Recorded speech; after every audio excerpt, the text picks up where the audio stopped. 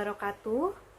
Kami dari kelompok 1, peserta Latsar CPNS Angkatan 40, Pemerintah Kabupaten Lebak, BKPSDMD Provinsi Banten, tahun 2022. Akan menyampaikan hasil analisis berita-berita berdasarkan peraturan perundang-undangan tentang manajemen ASN dengan Ketua Gojali SPDI dan anggota Desi Yulianti SPD dan Irwan Mustafa SPD. Selamat menyaksikan.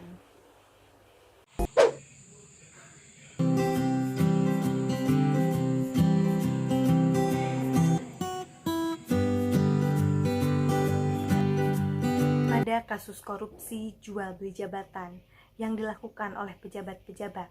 Salah satunya dilakukan oleh Bupati Nganjuk. Dapat kita ketahui bersama bahwa hal ini sangat bertentangan dengan manajemen ASN, terutama bertentangan dengan sistem merit yang tertuang pada pasal 1 Undang-Undang ASN tahun 2014 tentang ketentuan umum, di mana sistem merit ini mengatur manajemen ASN berdasarkan 3K, yaitu kompetensi, kualifikasi, dan kinerja ASN. Selain itu, kasus ini juga bertentangan dengan pasal 68 Undang-Undang ASN tahun 2014 tentang pangkat dan jabatan, di mana pangkat dan jabatan ini dapat diperoleh melalui kompetensi, kualifikasi, dan juga persyaratan yang dibutuhkan. Tidak hanya itu, kasus ini juga sangat bertentangan dengan pasal 69 dan pasal 70 Undang-Undang ASN tahun 2014 tentang pengembangan karir, di mana pengembangan karir harus memenuhi kualifikasi, kompetensi, dan kinerja kebutuhan instansi, integritas, dan juga moralitas. Tak hanya itu, kasus ini juga bertentangan dengan pasal 72 Undang-Undang ASN tahun 2014 tentang promosi. Dari sini dapat kita analisis bahwa kasus yang dilakukan oleh Bupati Nganjuk ini sangat bertentangan dengan manajemen ASN, bertentangan dengan fungsi, peran, dan tugas sebagai pelayan publik, serta tidak memiliki kode etik, yaitu tidak melaksanakan tugasnya sesuai ketentuan peraturan perundang-undangan dan etika pemerintah.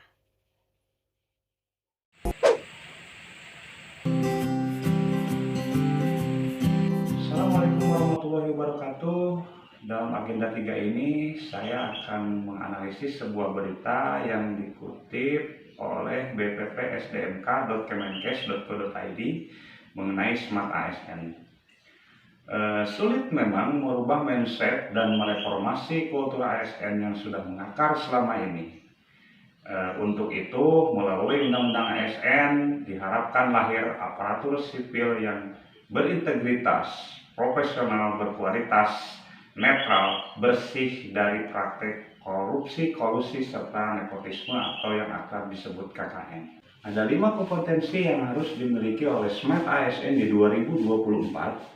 Yang pertama, ASN harus menguasai IT atau informasi teknologi. ASN dituntut tidak gagap terhadap teknologi dan informasi, serta mampu mengoperasikan produk-produk IT dan memanfaatkan internet secara bijak untuk menunjang efisiensi dan efektivitas dalam bekerja.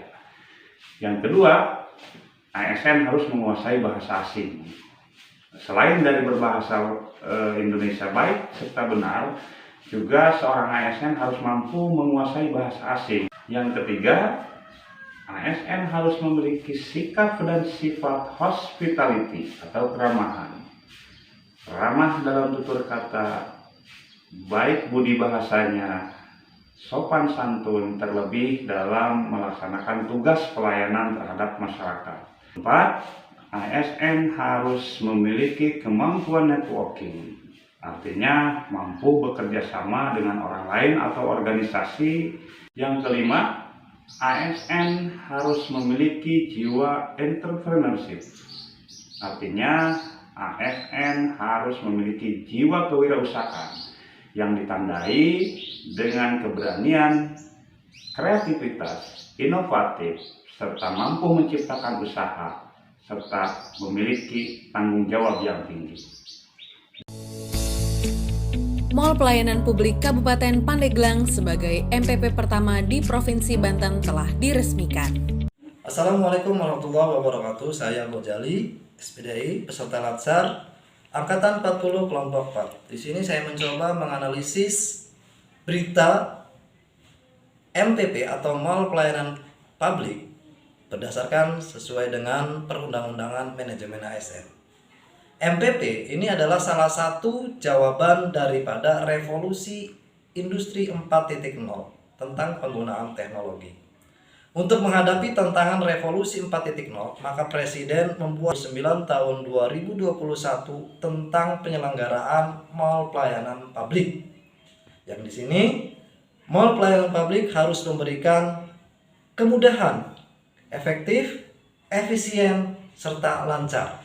Di dalam peraturan Presiden, perlu meningkatkan pelayanan publik kepada masyarakat berupa pelayanan secara cepat, mudah, terjangkau, nyaman, dan aman.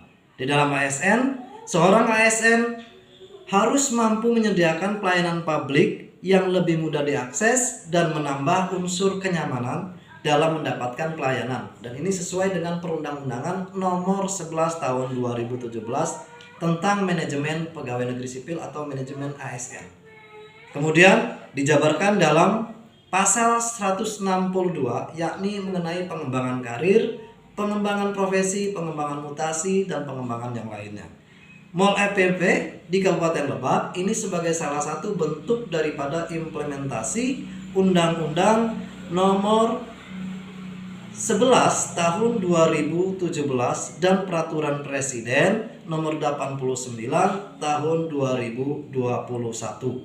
Ini adalah salah satu bentuk implementasi penggunaan daripada undang-undang atau peraturan manajemen ASN.